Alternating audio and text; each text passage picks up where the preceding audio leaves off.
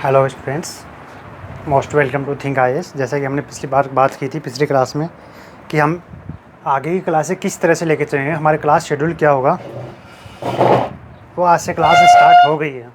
और I think आज हमने बताया था कि नोट्स हम खुद बनवाएंगे, खुद लिखवाएंगे क्लास के अंदर, वही नोट्स होंगे, अलग से बुक पढ़ने की ज़रूरत नहीं है। तो आप लोग फिर लेके आएंगे पेन नोटबुक। तो हमारा फर्स्ट क्लास होगा नेशनल इनकम एंड प्रोडक्ट्स, राष्ट्रीय आय और उत्पादन। तो इसमें सबसे पहले हम प्रस्तावना लिखेंगे। जब प्रस्तावना लिख लेंगे उसके बाद प्रस्तावना को समझेंगे।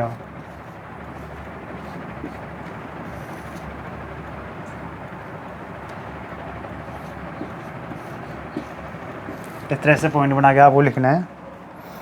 समझेंगे क्या कि नेशनल इनकम क्या है, राष्ट्रीय आय क्या है, उत्पादन क्या है, क्या ज़रूरत है इनकी गणना करने की, ये सब चीज़ें इसमें हम समझेंगे। तो लिखना स्टार्ट करें। किस राष्ट्र में लोगों को मिलने वाले आर्थिक कल्याण, किसी राष्ट्र में मिलने वाले लोगों को आर्थिक कल्याण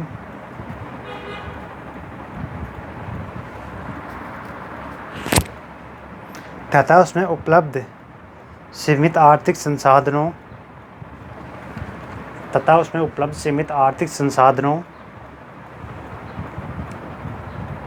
के धोन के स्तर के बारे में अनुमान लगाने के लिए, सीमित आर्थिक संसाधनों के धोन के स्तर के बारे में अनुमान लगाने के लिए राष्ट्रीय आय और उत्पादन का अध्ययन किया जाता है। राष्ट्रीय आय और उत्पादन का अध्ययन किया जाता है।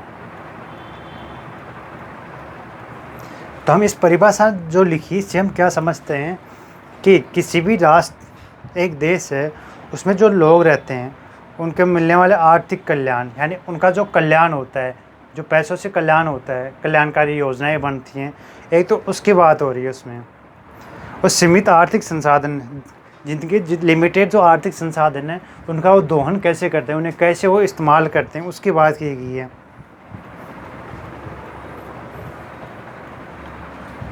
इसी का अनुमान लगाने के लिए इसमें राष्ट्रीय आय और उत्पादन का अध्ययन किया जाता है। पहले तो आप इसे ये समझो, जैसे कि ये उत्पादन है,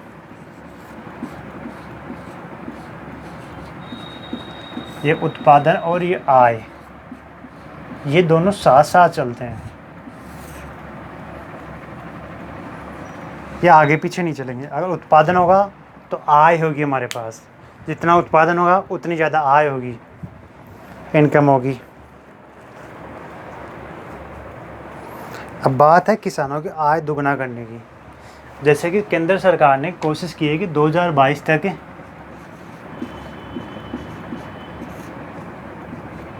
किसानों की आय दुगना करेगी।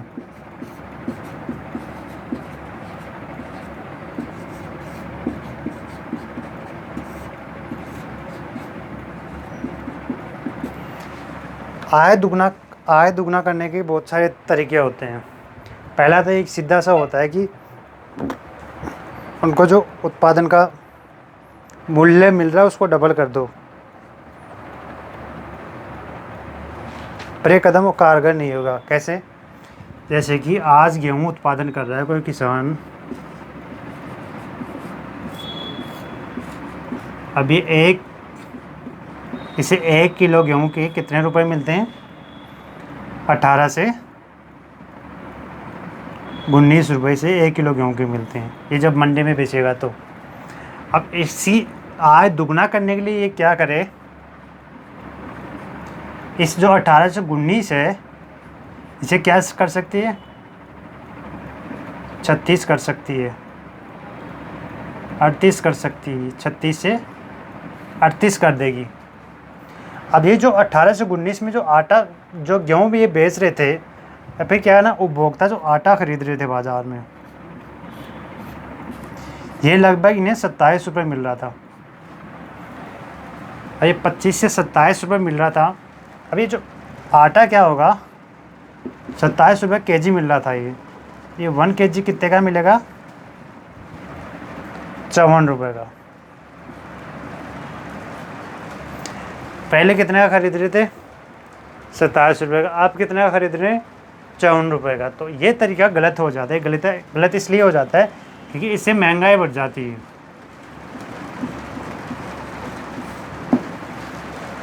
अब इससे महंगाई बढ़ गई तो भाई देश में उपभोक्ता भी तो है ना, उसकी भी तो दिक्कत है ना, कि उसका भी देखना होगा। इसलिए दोस्तों हमेशा आय जो है उत्पादन पर निर्भर रहती है। प्रोडक्शन होगा तभी इनकम होगी।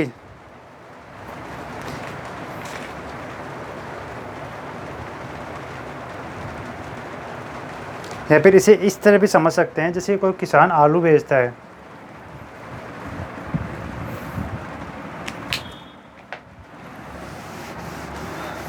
वो टॉपिक तो आपने लिख लिया होगा ना, नेशनल इनकम एंड प्रोडक्ट वाला। तो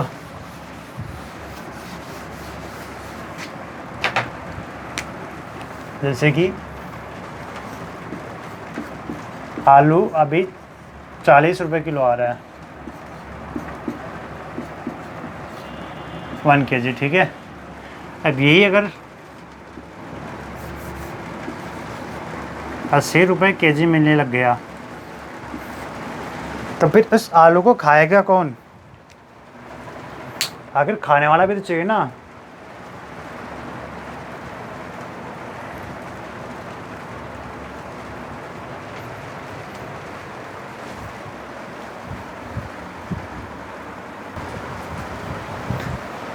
तो आप केवल 80 रुपये आलू के करके किसान का भला तो कर नहीं सकते, कंज्यूमर का भला भी तो करोगे ना। तो व्यवस्था ऐसी होनी चाहिए जिसमें बैलेंस हो, कंज्यूमर को भी फ़ायदा हो और उत्पादनकर्ता को भी फ़ायदा हो, किसान को भी फ़ायदा हो। यही बैलेंस होना चाहिए। क्योंकि महंगाई, थोड़ी सी महंगाई बढ़ती है तो ग्रोथ बढ़ती है, वो सही है, पर बहुत ज़्यादा महंगाई बढ़ती है तो ग्रोथ इतनी नहीं बढ़ेगी। ठीक है, संतुलन आना बहुत ज़रूरी है। मार्केट प्रेशर होता है और ये एक लंबी टेक्नोलॉजी, लंबी टर्म नहीं है, क्योंकि एक लंबे टाइम तक हम 80 रुपये किलो आलू को नहीं बेच सकते।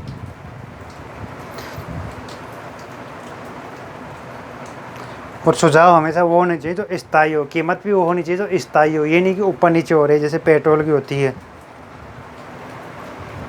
तो अगर किसान को अच्छी इनकम प्राप्त करनी है तो उसको प्रोडक्शन पर ध्यान देना होगा। तो हमारा टारगेट है कि इस चैप्टर और थोड़ा संदर्भ आ गया तो उस संदर्भ को संदर्भ की तरह ले लिया है ना। तो अब बात करते हैं हम दूसरी।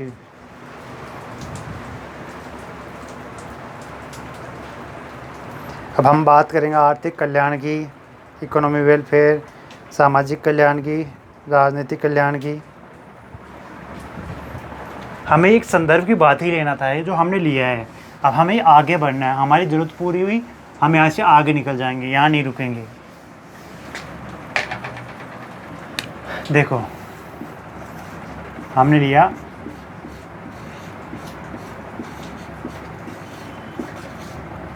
सामाजिक कल्याण,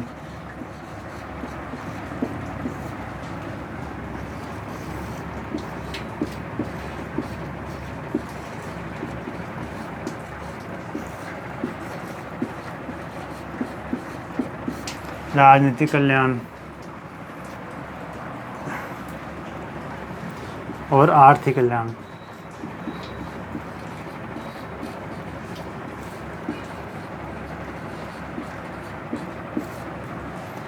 अब सामाजिक कल्याण की बात करते हैं। सामाजिक कल्याण का मतलब यहाँ समाज से हमें सम्मान मिलने का है। जैसे कि आप आईएएस की प्रिपरेशन कर रहे हैं तो आपको कुछ लोग क्रिटिसाइज कर रहे होंगे, लेकिन बहुत सारे देखकर खुश भी हो रहे होंगे कि चलो यार आप आईएएस की तैयारी कर रहे हो, अच्छा है, सिलेक्शन हो जाएगा तो बहुत खुशी की बात है। ठीक वैसे जैसे कि नीरज चोपड़ा ने अभी गोल्ड मेडल जीता, बाकी हॉकी प्लेयर्स ने जीता, मेरी कोम ने पहले जीते। तो अभी जो जितने भी प्लेयर्स ने गोल्ड मेडल जीत के आए हैं या स्वर्ण चांदी का जो भी मेडल जीता है, तो उनसे क्या है, प्राइम मिनिस्टर ने खुद मिलकर वेट की है, तो उन्हें वो सहानुभूति मिली है, वो खुशी मिली है, वो सम्मान मिला है ना, वही तो सामाजिक कल्याण है। अब कल आप आईएएस ऑफिसर बनते हैं या आपसे पहले जितने आईएएस ऑफिसर बने हैं, तो होता क्या था कि जब गांव में जाते थे तो सरपंच बुलाता था, माला पहनाता था, सम्मान करता था, ये सारी चीज़ें, इस तरह सामाजिक सम्मान या सामाजिक कल्याण मिलता है। अब बात करते हैं किसी की राजनीतिक कल्याण की। क्योंकि इसी से समाज में अब जैसे नीरज चोपड़ा की पहचान बन गई ना, विराट कोहली की पहचान बन गई, जहाँ जाता है वहाँ फैंस होते हैं, महेंद्र सिंह धोनी के फैंस होते हैं, तो वो सामाजिक कल्याण है। बच्चा क्या, राजनीतिक कल्याण। अब राजनीतिक कल्याण को आप समझिए, राजनीतिक कल्याण में क्या होता है, जब आपको वोटर आईडी मिलेगी, आपको वोट देने का अधिकार मिल जाएगा, आपके वहाँ जो भी लोकल लीडर होगा उससे पता चल जाएगा एक वोटर और बन गया।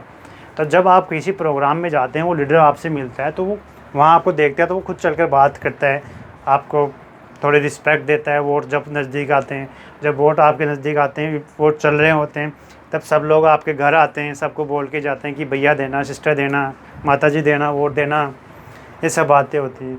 और फिर वो रिस्पेक्ट मिल रही है, वो राजनीतिक कल्याण है। और आगे चलते चलते जैसे नरेंद्र मोदी जी चाय बेचते बेचते प्राइम मिनिस्टर बन गए, तो ये तो क्लाइमैक्स होता है।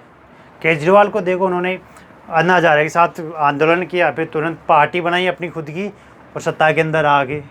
यही तो क्लाइमैक्स होते हैं, ये तो राजनीतिक कल्याण होते हैं। आज उन्हें राजनीतिक पहचान बनी हुई है उनकी, तो ये राजनीतिक कल्याण, और इस राजनीतिक कल्याण से आर्थिक कल्याण तो अपने आप हो जाता है, ये तो श्योर है। हम बात करेंगे आर्थिक कल्याण की, इकोनॉमी वेलफेयर की।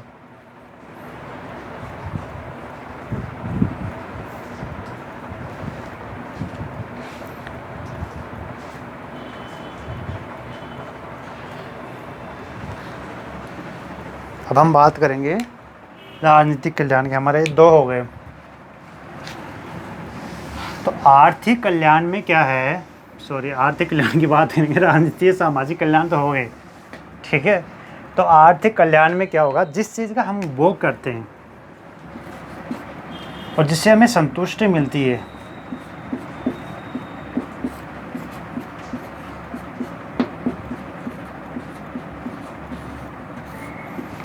वही आर्थिक कल्याण है।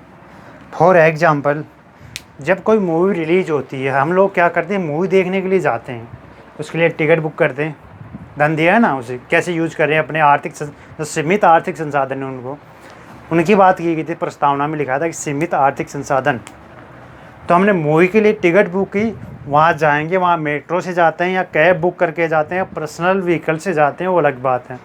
वहाँ जाएंगे, वहाँ बैठेंगे, एसी मिलेगी, एक बड़ा पर्दा मिलेगा, अच्छा साउंड मिलेगा हमें सुनने के लिए, अच्छी स्क्रीन दिखेगी, अच्छे लोग देखेंगे, तो वो एक आर्थिक कल्याण है। क्योंकि वहाँ जाने से जैसे निकल के आते हैं, थोड़ी खुशी होती है, संतुष्टि मिलती है, सेटिस्फैक्शन मिलता है। ठीक ऐसे ही जब हम शॉपिंग करने जाते हैं, तब शॉपिंग करके आते हैं तो हमें खुशी होती है। हम जब शॉपिंग करने जा रहे होते हैं, तभी एक जो अलग सा जोश सा होता है, जुनून सा होता है कि चलो हम शॉपिंग करके आते हैं। और जब शॉपिंग करके लौटते हैं, कितनी संतुष्टि मिलती है, शांति मिलती है, वो एक आर्थिक कल्याण होता है। या मैं कहूँ कि जब हम चाय पीने जाते हैं, तो एक चाय कितने की होती है, 10 रुपये की।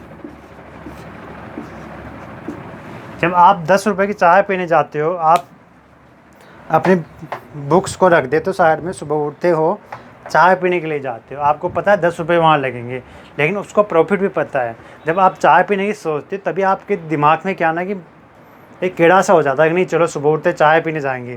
तो जैसे आप चाय पीने जाएंगे, तो आपके मुँह में पानी आने लगेगा, उसकी लालसा आपको पहले से हो गई, उसका आनंद की अनुभूति आपको पहले से होने लग गई।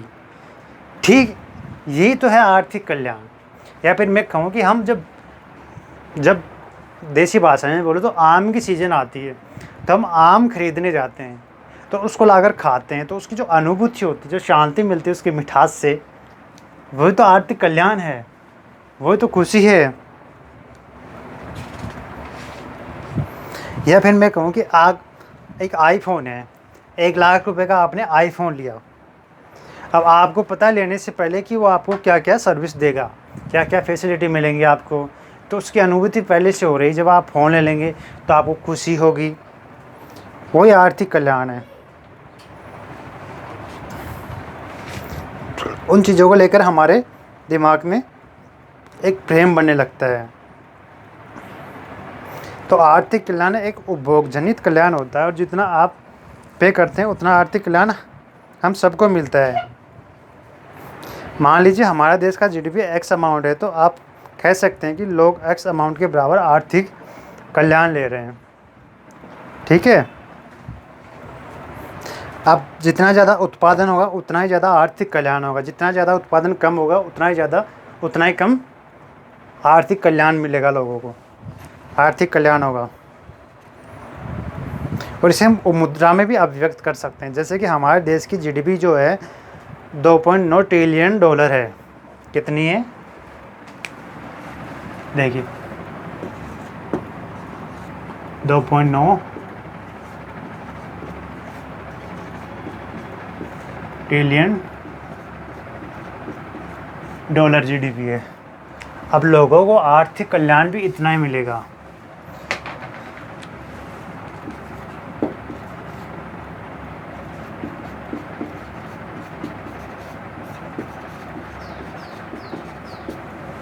हाँ, तो इतना ही इसका जो ये जितनी जीडीपी है उतना ही लोगों को आर्थिक कल्याण भी मिलेगा। ठीक है, दूसरा क्या है, हम अब दूसरा देखते हैं। ये हो गया क्योंकि जितना पे किया है उसने उतना उसका प्रॉफिट लिया है। अब भाई एक तो ओडी के अंदर चलेगा और एक अल्टो 800 में चलेगा, तो जितना पे किया उसने उतना ही तो चलेगा ना, उतना ही प्रॉफिट मिलेगा उसे। अब बात ये दूसरे की है कि आर्थिक संसाधनों के दोहन का स्तर का पता कैसे लगाएं। जैसे हम कह सकते हैं कि हमारा जीडीपी नीचे चला जाता है, तो इसमें हमें क्या पता लगता है कि हम जितना पिछले साल अपने संसाधनों का दोहन किया था उतना नहीं कर पा रहे हैं। फॉर एग्ज़ाम्पल पिछले साल हमारा जीडीपी अच्छा था और इस साल वो नीचे चला गया, डाउन चला गया, तो हमारी जो आय थी वो कम हो गई, प्रोडक्शन कम हो गया, तो हमारे पास इनकम कम हो गई, तो हम उतने आर्थिक संसाधनों को यूज़ नहीं कर सकते जितना पिछले साल किया था। तो इसको मेजरमेंट तो करना होगा ना। तो हमें देखना होगा कितना उत्पादन इस बार हुआ है, कितना उत्पादन पिछले साल हुआ था।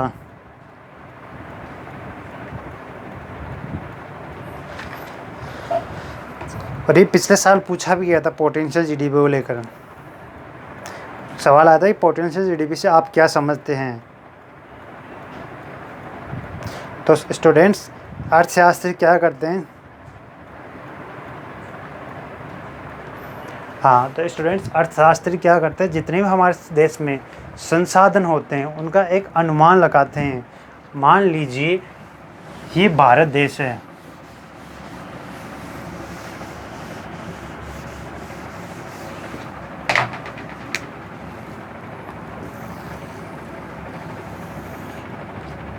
ये भारत देश है, ठीक है। अब भारत देश में क्या है, भूमि है, ये न्यूमेरिकल लेकर हम पढ़ रहे हैं ना, भवन है,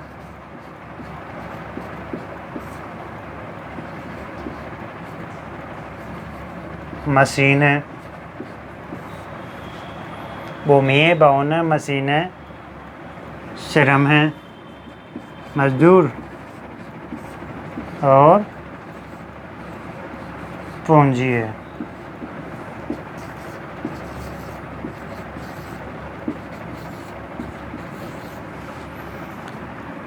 अब ये भारत के संसाधन हैं। अब ये जितने भी भारत के संसाधन हैं ये सारे काम कर रहे हैं और इनसे जो प्रोडक्शन होगा उसी को हम पोटेंशियल जीडीपी बोलेंगे, ठीक है।